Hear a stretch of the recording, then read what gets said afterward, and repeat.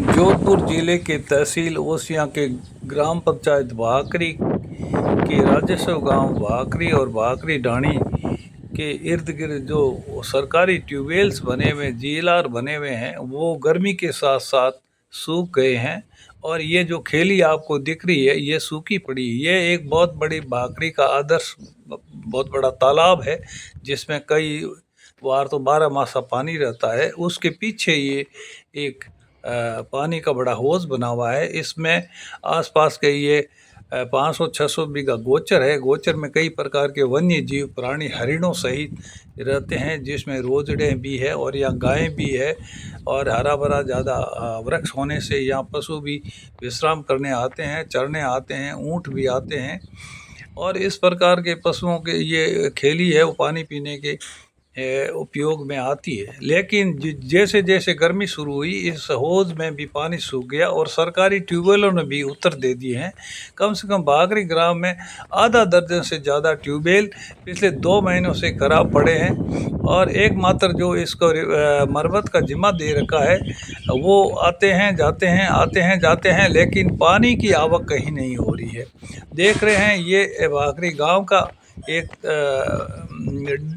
डोजलाई नाडी है। जो डेलाई नाडी का दृश्य है उसके पीछे के भाग का।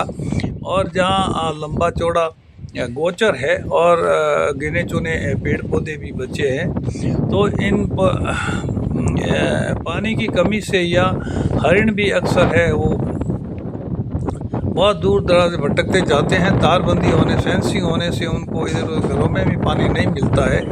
और तो और एक यहाँ बहुत बड़ा तालाब बना हुआ है जो तालाब की नाड़ी भी सूख गई है। और ये तालाब के पाल के सहारे एक भोजा अजी पीर का एक थड़ा बना हुआ है जहाँ लोग है वो गोरक्षक भोजा जी शहीद हुए थे उनकी एक समाधि बनी हुई है।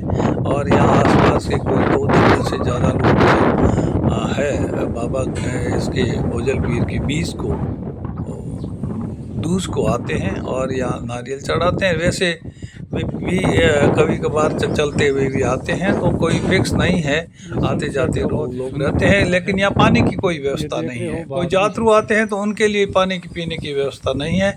एकमात्र जो आपको दिख रही जीएलआर बनी हुई है नाली के तालाब की बहुत हाइट पे, इसी का सहारा था कि यहाँ आने वाले यात्रु भी पानी पिए और तो और मवेशी भी पिए और पशु पक्षी भी पिए। यहाँ बड़ा तालाब होने से कई प्रकार के पशु पक्षी और वन्य जीव प्राणी भी इसके इर्द गिर्द रहते हैं और गर्मियों में आवास करते हैं क्योंकि इसके आसपास काफ़ी घना जंगल है, पेड़ पौधे हैं। बहुत बड़ा कम 1500 बीघा है वो जमीन का एक गोचर वार्ड बना हुआ है। तो यहाँ अभी ये देख रहे हैं आप किस तरह से पेड़ भी सूख गए हैं। यहाँ पशु कोई पक्षी कोई चिड़िया भी आसपास इसलिए नहीं है कि यहाँ पानी की व्यवस्था नहीं। ये देख रहे हैं तालाब की है, नीचे पैंदा सूख गया है, खड़ी बन गई है जिसको अपन बात कहते हैं खड़ी बनना। ये बहुत बड़ा तालाब पैंदा दिख रहा है। इसी में इसको है पानी का कहीं भी अब आसरा नहीं है। यहाँ से करीब 1-2 किलोमीटर के आसपास कोई भी तालाब है वो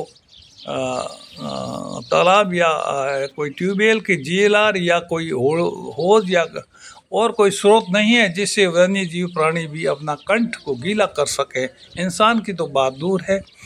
तो इस प्रकार के है उस सरकार को ध्यान देना चाहिए। जहाँ भी ऐसे जीएलआर बनी है आवश्यकता है पानी की। इस गर्मी के अंदर बिन पानी के थोड़ी देर में हलक सूखने लग जाते हैं। इंसान के तो पशु पक्षियों के तो अब वो बेजुबान है, सूखते हैं तो कई अपनी जान से भी हाथ धो बैठते हैं। और ये यहाँ भाकरी गांव का एक ऐतिहासिक तालाब का दृश्य आप देख रहे हैं। ये भोजल पीर का थड़ा बना हुआ है। और ये देखो वहाँ भोजल पीर के थड़े के आसपास पानी के अभाव में वहाँ पेड़ और बड़े बड़े पीपल और बड़ के पेड़ थे वो भी इस पानी के अभाव में सूख गए।